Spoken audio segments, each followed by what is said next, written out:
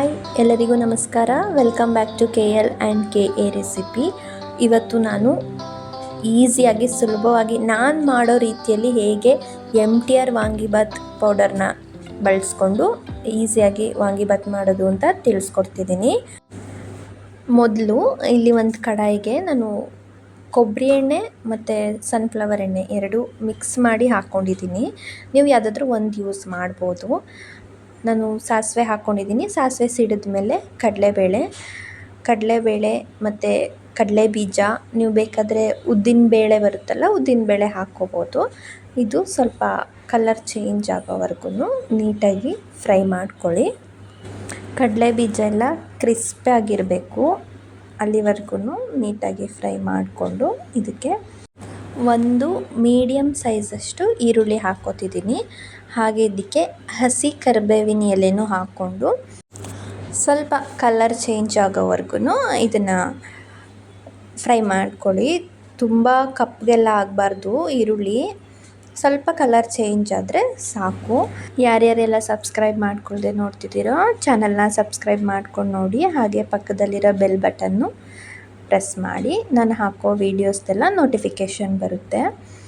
ಇಷ್ಟು ಆದಮೇಲೆ ನಾನಿಲ್ಲಿ 2 ಬದನೆಕಾಯಿನ ಕಟ್ ಮಾಡಿ ಉದ್ದುದ್ದಕ್ಕೆ ನೀರಲ್ಲಿ ನೆನೆಸಿಟ್ಕೊಂಡಿದ್ದೀನಿ. ನೀವು ನೀರಲ್ಲಿ ಹಾಕಿಲ್ಲ ಅಂದರೆ ಬದನೆಕಾಯಿ ಕಪ್ಪಾಗಿಬಿಡುತ್ತೆ. ನೆನೆಸಿಟ್ಟಿರೋ ಬದನೆಕಾಯಿನ ಒಳಗಡೆ ಹಾಕಿ 1-2-3 ನಿಮಿಷ ಹುರ್ಕೋಬೇಕು. ಬದನೆಕಾಯಿ ಇಷ್ಟಪಡದೇ ಇರೋರು ಕೂಡ ಈ ರೀತಿ ಮಾಡಿದ್ರೆ ಇಷ್ಟಪಟ್ಟು ಅನ್ನದ ಜೊತೆ ಮಿಕ್ಸ್ ಮಾಡ್ಕೊಂಡು ತಿಂತಾರೆ. ಅಕಸ್ಮಾತ್ ನೀವು ಬದನೆಕಾಯಿ ತಿನ್ನೋದೇ ಇಲ್ಲ ಅಂತಂದರೆ ಸೇಮ್ ಪ್ರೊಸೀಜರ್ ನೀವು ಬೇಕಾದರೆ ಪೊಟ್ಟೆ ಮೆಣಸಿನ್ಕಾಯಿ ಬರುತ್ತಲ್ಲ, ಕ್ಯಾಪ್ಸಿಕಮ್ಮು, ಅದನ್ನು ಬಳಸ್ಕೊಂಡು ಕೂಡ ಮಾಡ್ಬೋದು. ಬಟ್ ಎರಡೂ ಟೇಸ್ಟ್ ಡಿಫ್ರೆಂಟ್ ಇರುತ್ತೆ.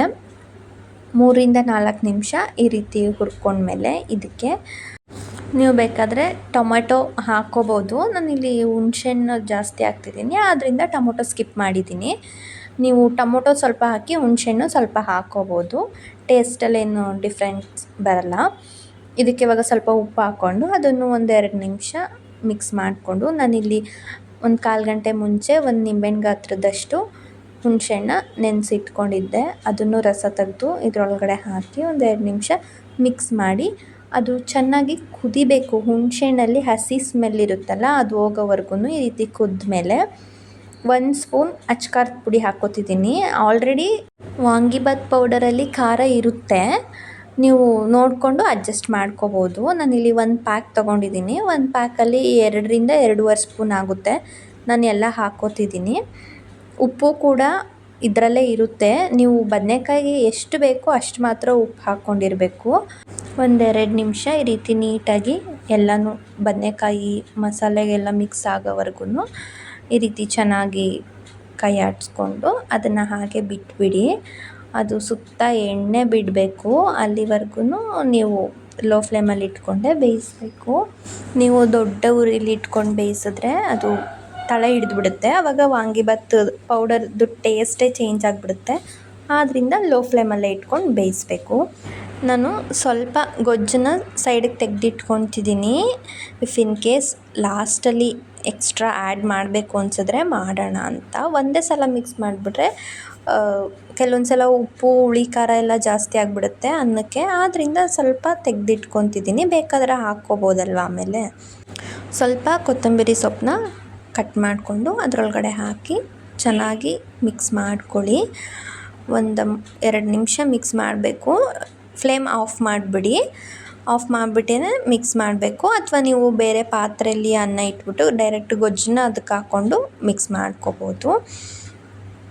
ನಾನು ಆವಾಗಲೇ ತೆಗೆದಿಟ್ಕೊಂಡಿದ್ನಲ್ಲ, ಆ ಗೊಜ್ಜನ್ನು ಇದರೊಳಗಡೆ ಹಾಕಿ ಮಿಕ್ಸ್ ಮಾಡ್ಕೊತಿದ್ದೀನಿ. ನನಗೆ ಸ್ವಲ್ಪ ಟೇಸ್ಟ್ ಕಡಿಮೆ ಅನ್ನಿಸ್ತು, ಹಾಗೆ ಕಲರ್ ಕೂಡ ಕಡಿಮೆ ಅನ್ನಿಸ್ತು. ಆದ್ದರಿಂದ ಅದನ್ನು ಇದರೊಳಗಡೆ ಹಾಕಿ ಬೆರೆಸ್ಕೊತಿದ್ದೀನಿ. ನೀವು ಗೊಜ್ಜನ್ನು ಜಾಸ್ತಿ ಮಾಡಿಕೊಂಡು ಫ್ರಿಡ್ಜಲ್ಲಿ ಸ್ಟೋರ್ ಮಾಡ್ಬೋದು 1 ವಾರದವರೆಗೂ. ಹೊರಗಡೆ ಇಟ್ಟರೆ ಕೆಡಲ್ಲ. ಫ್ರಿಡ್ಜಲ್ಲಿ ಇಡ್ತೀರ ಅಂದರೆ 1 ತಿಂಗಳವರೆಗೂ ಇಟ್ಕೋಬೋದು. ಕೆಲ್ಸಕ್ಕೆ ಹೋಗೋರಿಗೆ ಹಾಗೆ ಬ್ಯಾಚುಲರ್ಸ್ಗೆ ಈ ರೆಸಿಪಿ ತುಂಬ ಹೆಲ್ಪ್ ಆಗುತ್ತೆ. ಗೊಜ್ಜು ಮಾಡಿ ಇಟ್ಕೊಂಡ್ರೆ ಇವತ್ತಿನ ಈ ವಾಂಗಿಬಾತ್ ರೆಸಿಪಿ ನಾನು ಮಾಡೋದು ಇದೇ ರೀತಿ. ನಿಮಗೆ ಇಷ್ಟ ಆಗಿದರೆ ವಿಡಿಯೋನ ಲೈಕ್ ಮಾಡಿ, ಹಾಗೆ ದಯವಿಟ್ಟು ಚಾನಲ್ನ ಸಬ್ಸ್ಕ್ರೈಬ್ ಮಾಡ್ಕೊಳ್ಳಿ. ಯಾರ್ಯಾರೆಲ್ಲ ಸಬ್ಸ್ಕ್ರೈಬ್ ಮಾಡ್ಕೊಳ್ದೆ ನೋಡ್ತಿದ್ದೀರೋ ಸಬ್ಸ್ಕ್ರೈಬ್ ಮಾಡ್ಕೊಳ್ಳಿ. ಹಾಗೆ ನಿಮ್ಮ ಫ್ರೆಂಡ್ಸ್ ಆ್ಯಂಡ್ ಫ್ಯಾಮಿಲೀಸ್ಗೂ ಶೇರ್ ಮಾಡಿ.